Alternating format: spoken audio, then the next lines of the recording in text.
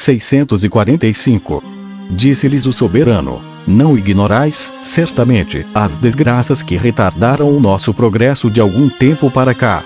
Elas foram tão grandes que não se pode achar estranho que tenham amedrontado até mesmo os mais ousados. Mas, como os podemos vencer com a nossa virtude, toda a razão está do nosso lado, por que não esperar mais do futuro e não retomar aqueles primitivos sentimentos de generosidade que nos tornaram temíveis aos inimigos? A única razão dessa guerra deve ser suficiente para vos animar, pois não a tendo empreendido senão para repelir injúrias intoleráveis, nada pode ser mais justo. Os males que nos afligem não nos devem fazer desesperar da vitória. Torno-vos a todos como testemunhas dos ultrajes que recebemos desses bárbaros, os mais pérfidos e ímpios de todos os homens. Por maiores que sejam os motivos que todos os seus vizinhos tenham para se queixar deles, ninguém experimentou como nós os efeitos de sua avareza e inveja. Que direi de sua ingratidão, sem falar das outras obrigações que eles nos devem? Pois, podem eles negar que fui eu, pelo afeto que Antônio sempre me demonstrou, quem impediu que eles caíssem sob o domínio de Cleópatra? Quando essa princesa obteve de Antônio parte do país deles e do nosso, acaso deixei de ajudá-los ou não procurei a tranquilidade dos dois povos com os presentes que lhes fiz de meus próprios bens? Por esse motivo, pago 200 talentos cada ano e sou fiador de outros tantos, e, embora as terras das quais se exige esse tributo nos pertençam, são esses bárbaros que as possuem. Sendo judeus como nós, que motivo tem para nos obrigar a pagar esse tributo e nos tirar parte de nossos bens para dá-los a outro país que nos é devedor de sua salvação? É ainda mais injusto, porém, que aqueles que não podem negar ter obtido a liberdade pelo nosso auxílio, os quais nos apresentaram os seus agradecimentos por isso, tenham recusado, em plena paz e no tempo em que se diziam nossos amigos, pagar o que nos deviam. Como se pode, sem infâmia, faltar a palavra aos amigos, quando se é obrigado a mantê-la aos próprios inimigos? Um povo tão brutal só acha honesto aquilo que lhe é útil e julga que as injúrias devem ficar impunes quando são vantajosas aos que as fazem. Quem pode então duvidar de que não somos obrigados a nos vingar pelas armas das ofensas que recebemos desses bárbaros? Deus mesmo nos ordena, quando nos manda a odiar a insolência e a injustiça, e esta guerra não é somente justa, mas necessária. Pois, matando os nossos embaixadores, como fizeram, não cometeram eles, segundo o juízo dos gregos e mesmo das nações selvagens, o maior de todos os crimes. Quem não sabe que entre os gregos o nome de arauto é sagrado e inviolável? Com muito maior razão deve ser-lo entre nós, que recebemos de Deus as nossas santas leis, pelo ministério dos anjos, que são os seus arautos e mensageiros. E essa é uma prerrogativa que não podemos deixar de honrar, pois serve para levar os homens ao conhecimento de Deus e reconciliar os mais mortais inimigos. O que então é mais horrível que manchar as próprias mãos no sangue daqueles que vêm fazer propostas muito razoáveis e que feliz êxito podem esperar os que cometeram tão detestável ação? Dir-se-á, talvez, que é verdade que a razão está conosco, mas que eles são mais fortes. Respondo que isso não tem valor, pois Deus está sempre do lado da justiça e em toda parte onde Ele está o seu poder infinito aí também se faz presente. E, considerando apenas as nossas próprias forças, não os vencemos no primeiro combate e não os desbaratamos no segundo, sem que eles ao menos tivessem ousado resistir aos primeiros ataques. E não teríamos sido plenamente vitoriosos se Atenion, por uma pérfida manobra, a qual não se pode dar o nome de valor, não nos tivesse atacado, sem antes nos declarar guerra? Porque então agora, que temos mais motivo de bem esperar, demonstraríamos menor coragem que no passado.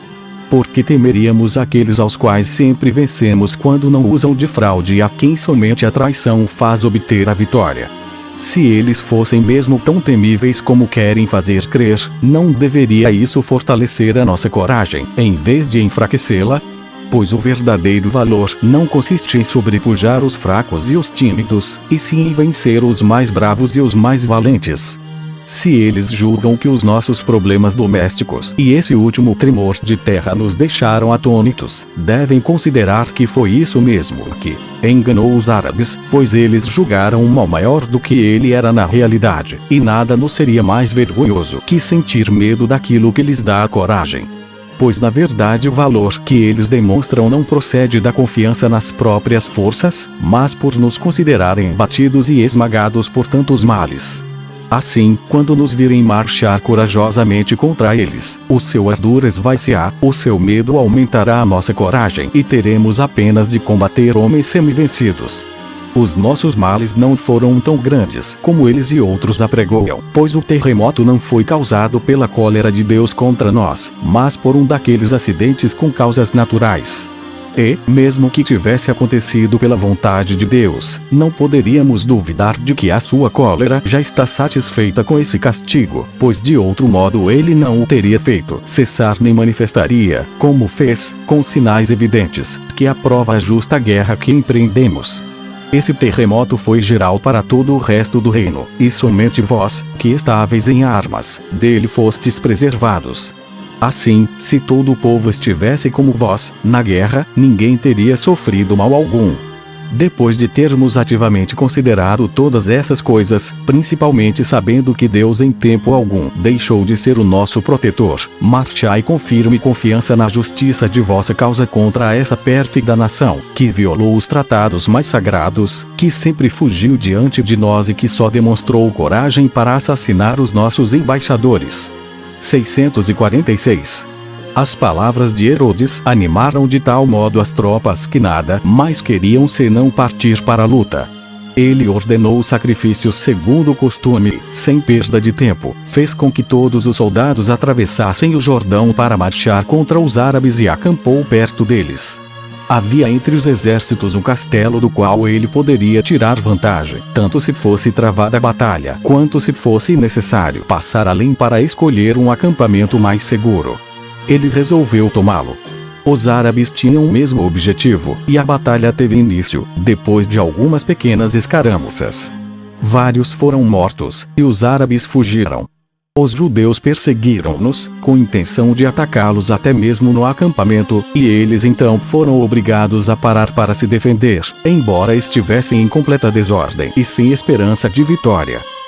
Depois desse grande combate, onde muitos perderam a vida, os árabes fugiram definitivamente, e 5.000 foram mortos pelos judeus e por eles mesmos, tanto se esforçavam e se comprimiam para salvar-se. O resto retirou-se para o acampamento, embora já tivessem falta de víveres e de água e se vissem cercados pelos judeus.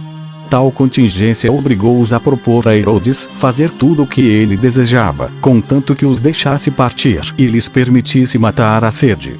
Mas ele não quis escutar os embaixadores, nem receber o dinheiro que ofereciam como resgate, e nem aceitar qualquer outra condição, tal o seu desejo de vingar-se daqueles que tinham violado o direito das gentes. Então, não podendo mais suportar tão ardente sede, 4.000 árabes se apresentaram no 5º dia do cerco para ser acorrentados como escravos. No dia seguinte, o resto resolveu sair para morrer de armas na mão, preferindo isso a expor-se a tão grande infâmia. Fizeram o que intentavam, mas estavam tão fracos e com o espírito tão abatido que nenhum esforço puderam fazer. Desejavam apenas morrer, temendo unicamente ficar vivos. Cerca de 7.000 morreram desde o primeiro choque. Tão grande perda abateu completamente o orgulho daquela nação, que se admirou, em sua desgraça, do valor e do proceder de Herodes e tomou-o como protetor. Capítulo 9. Antônio é derrotado por Augusto na Batalha de Ácio. Herodes mata Hircano, e qual o pretexto para isso? Decide procurar Augusto. Ordens que dá antes de partir. 647. Depois de tão vantajoso resultado, Herodes voltou a Jerusalém cheio de honras e de glória. Mas, quando parecia viver na mais franca prosperidade, a vitória de Augusto sobre Antônio, em Ácio, o colocou em tão grande perigo que ele se julgou perdido. Todos os seus amigos e inimigos eram do mesmo parecer, pois ninguém se podia persuadir de que aquela grande amizade entre ele e Antônio não lhe viesse causar a própria ruína. Assim, os que deveras o amavam não podiam dissimular a dor que sentiam. Os que o odiavam fingiam lamentá-lo, embora no coração sentissem grande alegria, pois assim podiam esperar alguma mudança nos acontecimentos. Como Hircano era o único de família real, Herodes julgou necessário mandar matá-lo, a fim de que, se conseguisse escapar de tão grande perigo, ninguém pudesse pretender a coroa, com prejuízo seu. Ou, se Augusto mandasse matá-lo, ele teria pelo menos a consolação de saber que Hircano não teria o prazer de sucedê-lo. Alimentava ele esses pensamentos, quando a família onde ele se havia hospedado ofereceu-lhe uma oportunidade para executar o seu desígnio. Hircano era por natureza excessivamente manso e jamais se ocupara completamente dos negócios. Tudo ele entregava à sorte e recebia de sua mão o que ela mandava, sem demonstrar descontentamento. Sua filha Alexandra, que, ao invés, era ambiciosa, não se podia contentar com a esperança de uma modificação. Ela solicitava-lhe sem cessar que não permitisse por mais tempo a Herodes perseguir assim a sua família e pensasse em sua segurança, conservando-se para uma sorte melhor. Aconselhou-o a escrever a Malque, que então governava a Arábia, e pedir-lhe proteção e refúgio junto dele, não havendo dúvida de que, se a sorte de Herodes fosse tão má como o ódio de Augusto contra ele dava motivos para crer, a nobreza de sua família e o afeto que todo o povo lhe consagrava poderiam fazê-lo voltar ao trono. Hircano de início rejeitou a proposta, mas Alexandra não deixava de apresentar as probabilidades que ele tinha. De um lado, esperar chegar à coroa. De outro, temer a traição e crueldade de Herodes. Ele deixou-se convencer, por fim, à insistente importunação. Escreveu a Malque por meio de um amigo, de nome Dositeu, rogando que lhe mandasse alguns cavaleiros que pudessem levá-lo até o lago Asfaltite, distante 300 estádios de Jerusalém. Hircano e Alexandra escolheram Dositeu por julgarem-no um homem inteiramente dedicado a eles e inimigo de Herodes, pois era parente de José, a quem o rei mandara matar, e também porque Antônio matara em Tiro 2 de seus irmãos. Ele, porém, foi-lhes infiel. Na esperança de obter vantagens, entregou a carta nas mãos de Herodes.